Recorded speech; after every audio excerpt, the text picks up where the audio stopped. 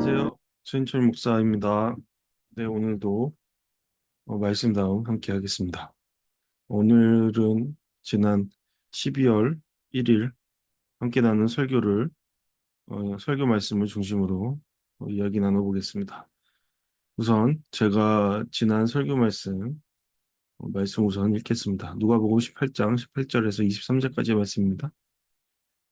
어떤 지도자가 예수께 물었습니다. 선하신 선생님, 영생을 얻으려면 제가 어떻게 해야 합니까?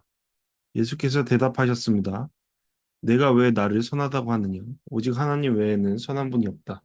간음하지 말라. 살인하지 말라. 도둑질하지 말라. 거짓 증언하지 말라.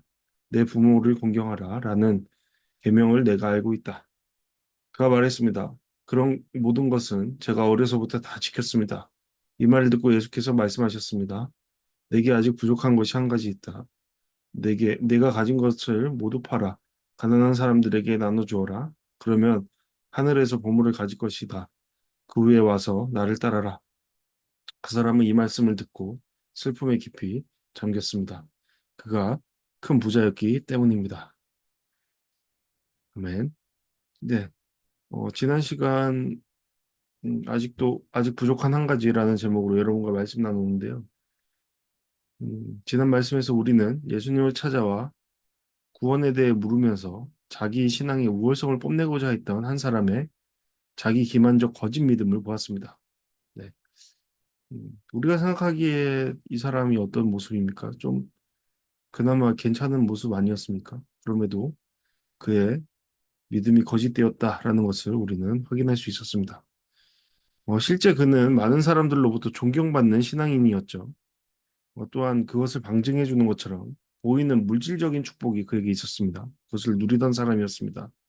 요즘에도 그런 말들 많이 하잖아요. 제가 지난 설교 때도 나눴지만 뭐 사람이 잘 되거나 뭐 인생이 잘 풀리거나 아니면은 뭔가 어, 자식들이 요즘으로 말하면 좋은 대학을 가던가 아니면은 뭐 내가 좋은 직장 아니면 좋은 소유를 하던가 뭐 부동산을 소유했던가 그런 사람들이 하나님의 어떤 축복을 받았다라고 오해하는 곡해하는 경우가 많죠.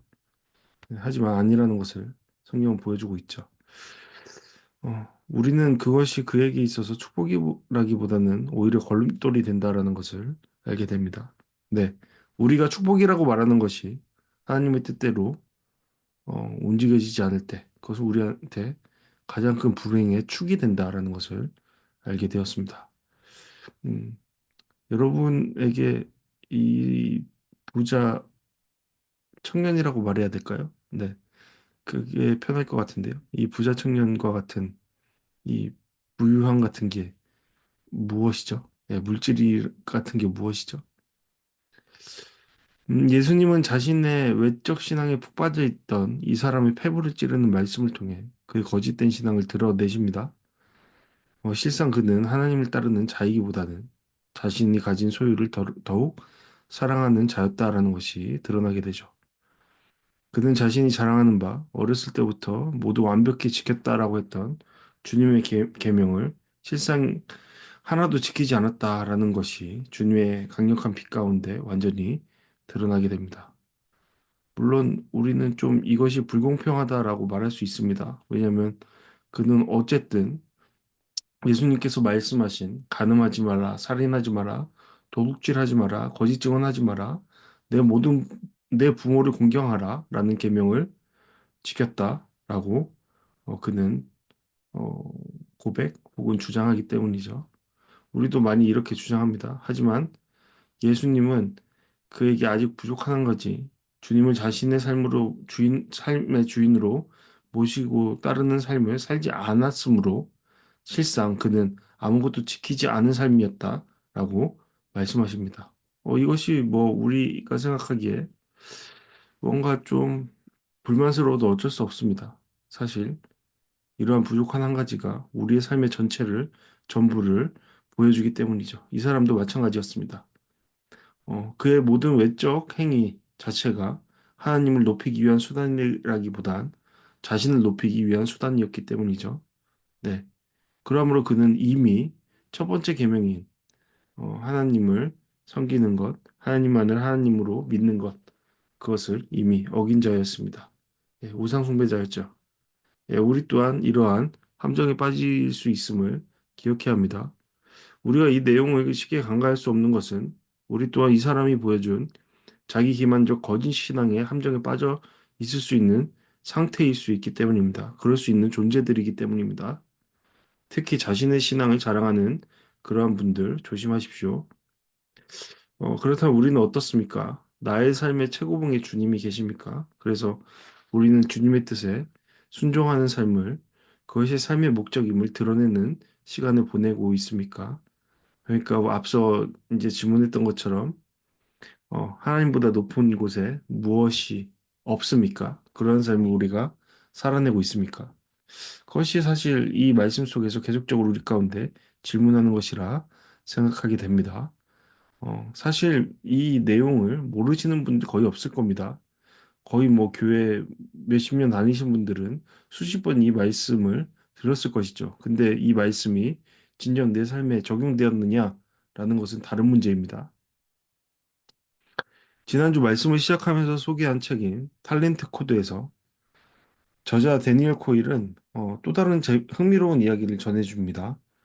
코일은 창조 이래 천재 집단이 가장 집중적으로 탄생한 때를 1140년에서 1190년에 피렌체를 뽑습니다. 피렌체 여러분들 예술의 거장들이 참 많이 탄생했던 곳이죠. 그러면서 왜 이때 유례없는 천재들이 집중적으로 쏟아져 나왔는가에 대해 질문하면서 이에 대한 답을 책에서 계속적으로 주장하는 심층 연습이라는 틀을 통해 설명합니다.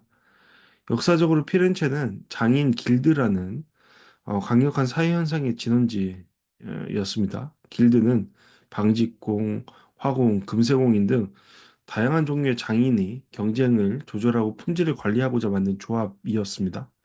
이런 길드에서 가장 효과적으로 수행했던 역할은 인재 양성이었습니다. 이것은 도제 시스템을 바탕으로 운영되었고, 7살 가량의 소년들이 5년에서 10년 정도까지 일정 기간 스승과 함께 살면서 기술을 배우도록 그렇게 운영되던 곳이었습니다.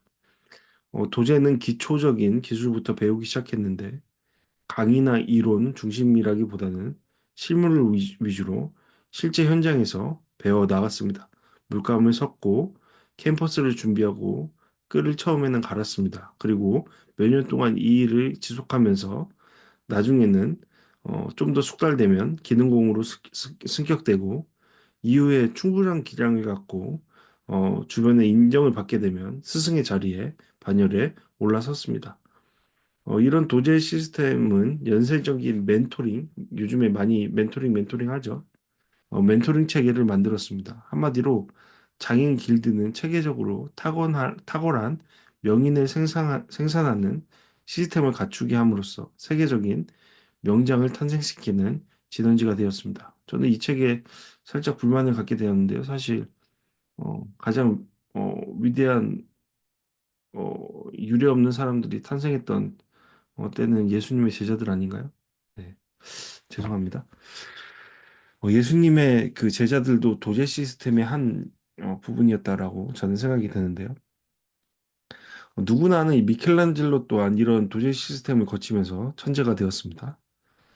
그는 24살에 피에타라는 위대한 작품을 만들기까지 전도 유망하지만 거의 알려지지 않은 예술 작가였습니다.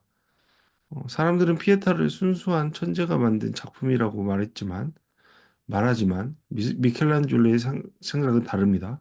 그는 명장의 자리에 오르고 나서 훗날 이렇게 말합니다. 내가 거장의 경지에 이르기 위해 얼마나 열심히 노력했는지를 안다면 사람들은 이것이 별로 대단하다고 생각하지 않을 것이다.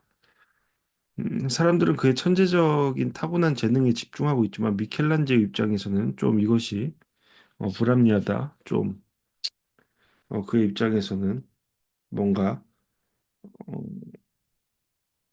죄송합니다. 갑자기 단어가 떠오르지 않네요. 예, 곤란하다. 뭐 그런 느낌이겠죠. 왜냐하면 그가 그것을 위해서 엄청난 수많은 그러한 역경들, 그러한 수많은 실패를 거듭하면서 완성된 어떠한 결과물이기 때문이겠죠. 글을 만든 건 도제 시스템 안에서의 수많은 실패를 거듭하며 완성해온 심층적인 연습의 총량이 있다라는 것입니다. 그 또한 그렇게 말하는 것이죠. 재능이 아니다. 심층적인 노력에 있었고 이것은 당연한 결과다. 그렇게 말하는 것이죠. 결국 책의 저자 데니얼 코일은 천재의 탄생조차도 그들의 재능보다는 심층 연습에 있다라는 것을 책에서 강조합니다. 엄청나게 많은 시간을 한 분야에 집중하면서 실수를 교정하고 경쟁하고 실력을 연마하여서 몹시 위대하지만 그러한 연습 가운데 누구나 만들 수 있는 예술 작품을 제작하게 된다라는 것을 말하는 것이죠.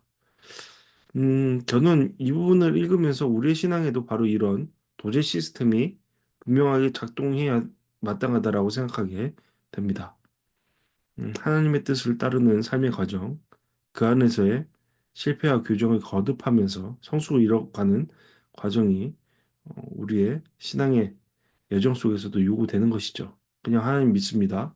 그걸로 끝나는 것이 아니라 그것은 시작일 따름이죠. 그것을 통해서 우리는 계속된 삶의 실패를 경험하고 다시 일어섬을 규정을 거듭하면서 예수 그리스도를 따르는 삶, 결국 예수 그리스도의 뜻에 합당한 삶으로 나아가게 되는 것이죠.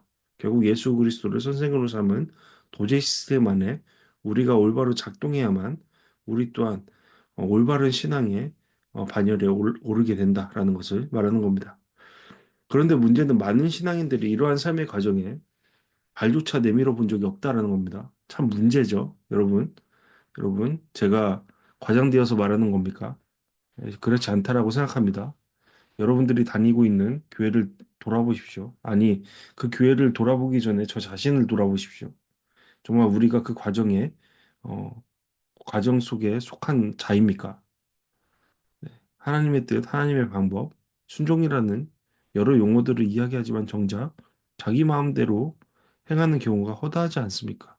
뭐, 계속해서 어린아이와 같은 믿음과 어린아이의 믿음에 대해서 이야기하고 있는데, 정말 많은 분들이, 예, 많은 분들이 어린아이의 믿음에 속하여 있는 경우, 단단한 음식을 전혀 씹을 수 없는 상태에 놓인 경우가 너무나 많지 않습니까? 그것이 우리나라를 지금 만든 이유이기도 하지 않습니까? 네, 저는 요즘에 일어나고 있는 여러 현상들을 보면서 우리 교회에 참 문제점이 많다라는 것을 다시금 깨닫습니다. 생각합니다. 네. 그것은 지금 나눌 이야기가 아니기 때문에 넘어가겠습니다. 하지만 마음이 아픕니다. 개인적으로 최근에 굉장히 황당한 일들을 많이 겪고 있는데요. 그중에서도 유독 지금 생각나는 한 가지 사건이 있습니다. 교회 이사를 앞두고 있다라고 이제 설교 중에 말씀드렸는데, 어, 지금 교회 장소를 이어서 그러다 보니까 사용할 교회를 어, 찾고 있는 중, 아니요. 이제 찾았습니다. 근데 지난주, 불과 며칠 전까지 계속 그러한 교회, 다음 이어서 할 교회를 물색하던 중이었습니다. 인터넷 사이트에 내용을, 교회 관련 내용, 장소 관련 내용을 공지했는데, 작은 교회에서 사용할 예배당으로 손색이었고, 지금 교회에 있는 대부분의 것들을 무상으로 내놓는다고 해서인지 인기가 굉장히 많았습니다. 정말 제 전화가 울리는 경우가 거의 없는데, 많은 곳에서 오랜만에 연락을 받게 되었습니다. 저는 이 또한 하나님의 뜻 가운데 있다고 생각하기 때문에, 네, 좋은 교회가 와서 하나님께서 주신 그러한 물질을 통해서 만들어 놓은 이 공간을 올바로 사용하는 것이 옳다고, 그것이 하나님의 뜻이라고 생각하기 때문에 나름 어, 규칙을 만들어 놓고 하나님의 뜻대로 일을 처리하려고 했습니다. 네, 가장 먼저 연락이 오는 순서대로 보여드리고 그분이 계약 여부를 결정하고 난 다음에 다음 분으로 이렇게 이어지는 이어지도록 그렇게 노력했습니다. 그러다 보니까 이제 나중에 알고 연락 오시는 분들의 불만도 많았습니다. 대부분 불만을 말씀하시더라고요. 먼저 연락 온 분부터 보고 결정한 후에 장소를 보고 계약할 권리가 있다라는 말이 그분들에게는 뭔가 불합리하다라고 느껴졌던 것 같습니다. 아, 정말 아직 생각해도 모르겠습니다. 제 입장에서는 그러한 그분들의 주장함들이 이해하기 힘든 부분입니다. 예, 늦게 했으면 늦게 봐야죠. 그러던 중에 한 교회에서 먼저 장소를 보여주면 좋겠다고 계속해서 이야기했습니다. 그러면 보고 마음에 들어도 자기 순서를 기다리고, 어, 진행하겠다고 계약을 진행해도 너무 간곡히 부탁을 하셔서, 저는 그러면 꼭 약속을 지켜달라고 하고 시간을 잡았습니다. 어, 네. 저도 이런저런 일로, 바쁜 와중이었는데, 최대한 시간을 조정해서 그분과 약속을 잡았습니다. 그래서 뭐 그분 순서가 아닌데 미리 보여주는 그러한 시간을 잡은 것이죠. 약속 시간이 되었습니다. 그런데 30분이 넘어서도 어, 연락 하나 없이 오지를 않으시다가 이후에 연락이 와서는 하는 말씀이 오는 도중에 길이 엇갈리고 해서 다시 집으로 돌아가야겠다. 있는 곳으로 돌아가야겠다라는 것이었습니다. 그러면서 이렇게 자신이 길을 못 찾는 것을 보니까 하나님의 뜻이 아닌 것 같다라고 말하면서 아, 이렇게 뭐 한숨을 푹 내쉬면서 저 돌아갈게요. 그러시는 겁니다. 그 말을 듣고 순간적으로 굉장히 당황스러웠습니다. 뭐 이런 경우가 다 있나 싶었습니다. 자기가 주소를 잘못 찍어서 길을 잘못 가놓고서는 하나님의 뜻을 운운하고 뭐 이렇게 행동하는 것이 저에게는 굉장히 무리하게 다가오기도 했습니다. 더 이상 할 말이 없어서 전화를 끊고 이런저런 생각이 들었습니다. 그 중에서 가장 마음이 아픈 것은 그분이 목사님이시라는 것이죠. 그것도 그 교회를 대표한다는 담임 목사님이시라는 겁니다. 그런 분의 이런 말도 안 되는 말과 행동을 보면서 참 안타까웠습니다. 예, 참 마음이 아팠습니다. 그런데 이러한 일들을 뭐 그때 한 번이 아니라 이후에 비슷한 일을 정말 많이 겪게 되었습니다. 시간을 안 지키는 것은 기본이고 연락도 없이 나타나지 않으시는 경우도 허다했습니다. 뭐 시간 약속을 지키시는 분은 한 분도 없었습니다. 대부분 모두가 그랬습니다. 불행한 것은 그분들 모두 한 교회 목사님들이시라는 거죠. 담임 목사님들이요. 한 교회를 대표하시는 분들입니다. 그러면서 어떻게 그분들은 이런 기본적인 것도 안 돼 있으면서 하나님의 뜻을 말하며 설교하고 목회하시며 누군가에게 권면하고 그렇게 하실까? 그런 생각을 하게 됐습니다. 죄송합니다. 예, 제가 비판하는 겁니다. 네. 저 또한 그 비판의 영역 속에 속해 있겠죠. 그러면서 본인들 마음은 괜찮으실까?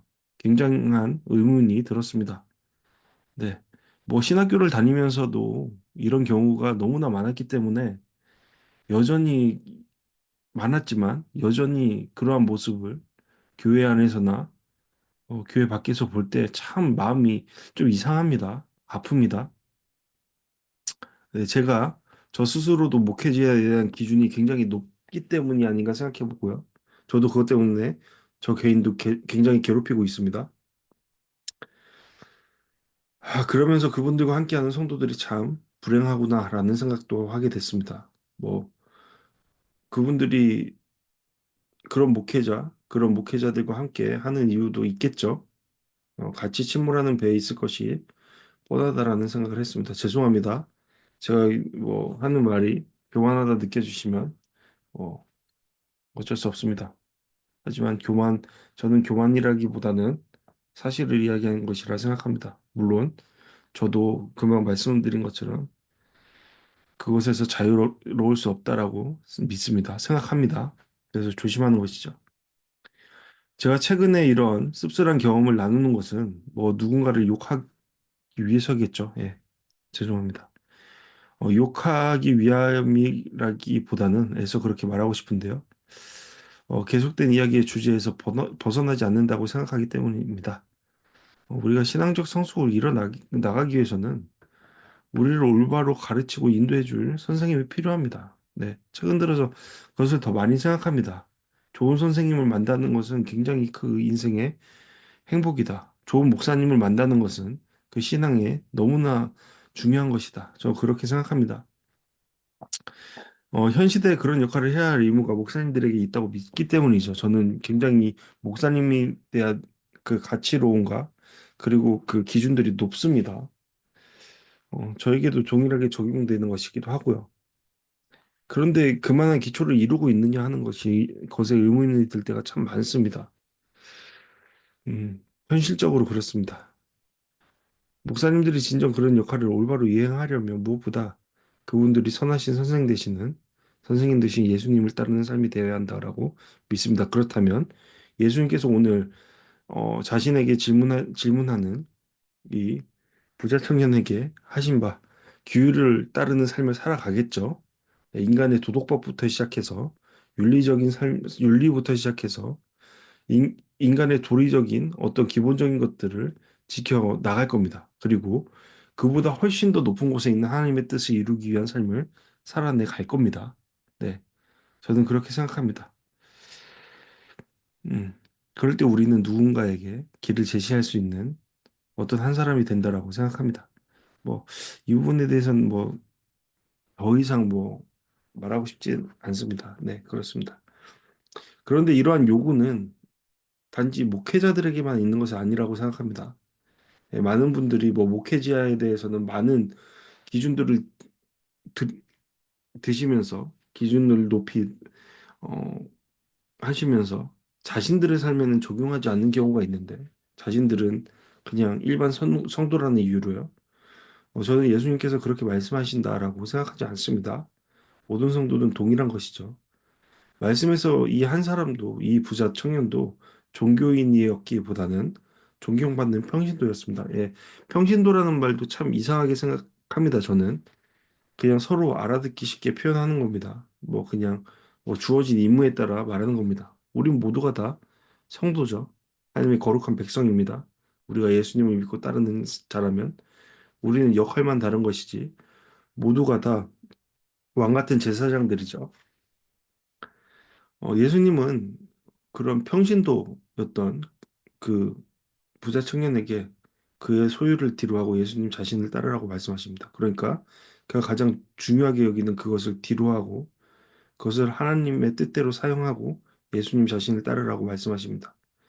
그가 인정하지 않지만 예수님은 선하신 선생님으로 그분을 따르는 것이 신앙의 가장 기초적인 첫걸음이기 때문이죠. 그 목회자를 비롯한 모든 성도의 삶이 그래야 한다라는 것입니다. 그것을 말하는 겁니다. 말씀 속에서. 우리의 선하신 선생님은 예수님이시고 그분의 뜻을 따라 살아가는 삶이 되어야 한다라는 겁니다. 이러한 삶을 살아가는 분들이 몇이나 되십니까? 여러분들 그러한 삶을 살아가고 계십니까? 그러한 삶을 살아가기 위해 발버둥 치고 계십니까? 이러한 시작을 위해 요구되는 것은 단연 주님의 말씀을 듣는 것이죠. 그리고 이 말씀을 듣기 위해서는 나의 주인을 하나님으로 모셔야 합니다. 하나님을 알아야 예수님을 믿고 예수님을 믿어야 하나님의 뜻대로 살아갈 수 있습니다. 말씀에서 이 사람은 예수님을 선생님으로 모시고 따를 수 없어서 슬퍼했습니다. 이 슬퍼했다라는 표현은 그 마음을 버렸다라는 것을 의미합니다. 예수님의 그런 말씀을 그의 깊은 곳을 찌르는 말씀을 들었지만 그는 그 말을 억지로 거부했습니다. 네, 그래서 슬펐던 것이죠. 그의 주인은 하나님이 아닌 물질이었고 이를 더 깊이 생각해 보면 결국 그 자신이었기 때문이죠. 그래서 그는 슬펐고 그래서 따르지 않았습니다. 모든 것을 닫아버리고요. 그렇다면 우리는 어떻습니까? 주님께서 나를 따르라라는 그 음성을 듣고 순종하고 있습니까? 그 과정 속에 있습니까? 그렇다면 우리는 우리의 선생이신 예수님을 닮아가는 삶을 온전히 살아내려는 발버둥으로 열심으로 지금을 살아가고 있을 겁니다. 나의 감정, 생각, 경험, 체험, 내가 추구하는 바, 그 모든 것을 앞장세우는 것이 아니라 지금 살아 역사하시고 우리 가운데 말씀하시는 주님의 음성대로 주님께서 주시는 살아계시는 그 말씀대로 우리는 살아갈 겁니다. 하나님께서 부어주신 새로운 영에 의해 부드러운 마음으로 살아가는 삶이 될 것입니다.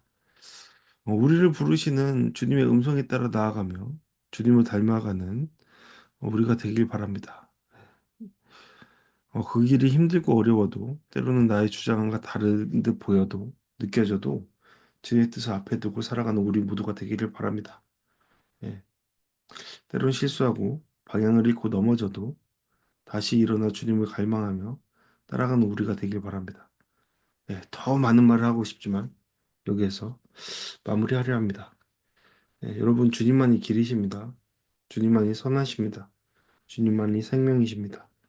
그러한 주님을 우리의 선생님으로 보시고 그분을 따르려는 갈망과 열심이 우리 가운데 있을 때 그 과정 속에 우리는 성숙한 그리스도인이 되어 주님의 영광이 되는 삶이 될 것이라 믿습니다. 여러분 매 순간 주님을 기억하는 생각하는 우리 모두가 되길 바랍니다. 그러므로 주님의 뜻을 이루는 우리 모두가 되길 바랍니다. 네, 오늘은 아 정말 너무 자주 김도현 씨, 김도현 찬양사의 찬양을 소개하는 것 같은데요. 뭐 제가 좋아하니 어쩔 수 없습니다. 네, 죄송합니다. 네, 오늘은 하나님을 가까이 하라라는 찬양 여러분과 함께 나누려 합니다. 네, 찬양 속에서 담겨진 메시지를 통해 우리의 삶을 점검해보고 우리의 삶이 한 걸음 더 주님과 가까이 나아가는 거람으로 주님의 가까움을 경험하는 우리의 삶이 되기를 간절히 바랍니다. 네, 감사합니다. 오늘도 이렇게 마무리하겠습니다. 뭔가 주절주절 말하는 것 같지만 그 안에 메시지를 찾는 여러분들의 지혜가 있기를 바랍니다. 감사합니다. 다음에 또 뵙겠습니다. 사랑합니다. 축복합니다. 샬롬.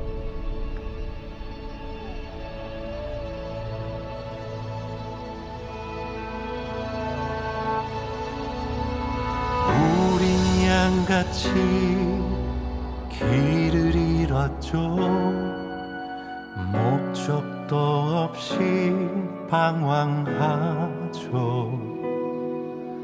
눈물 골짜기 사망의 그늘에서 정처 없이 헤매고 있죠. 한때 우리는 아름다웠죠. 함께 많은 꿈을 꾸었죠. 처음 사랑 다시 가슴에 품고 일어나 베델로 올라가자. 하나님을 가까이 하라. 그가 우릴 가까이 하시리라. 죄와 허물로 무너진 몸과 마음을 주의 보혈로 정결케 하라.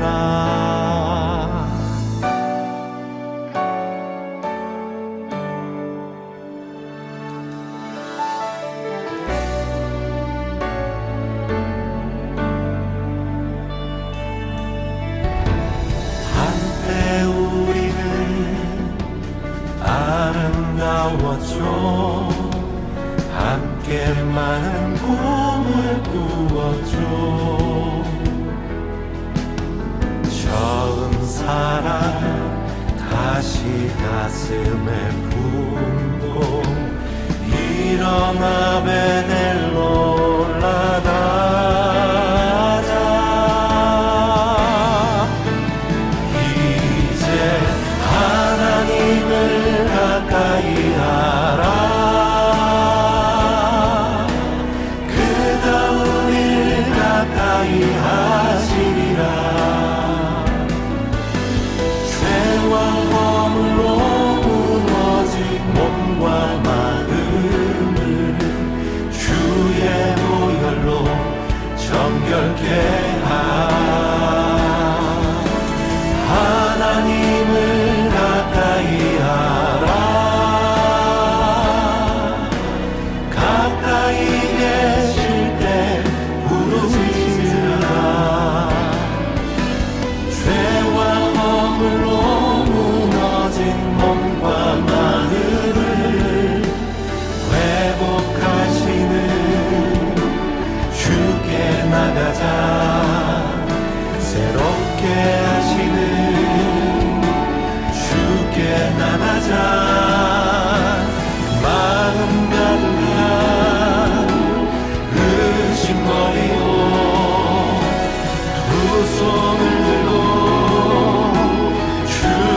나가자.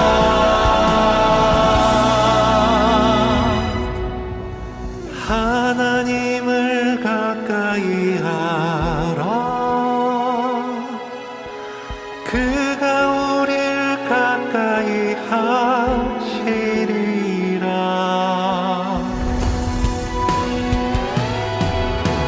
죄와 허물로 무너진 몸과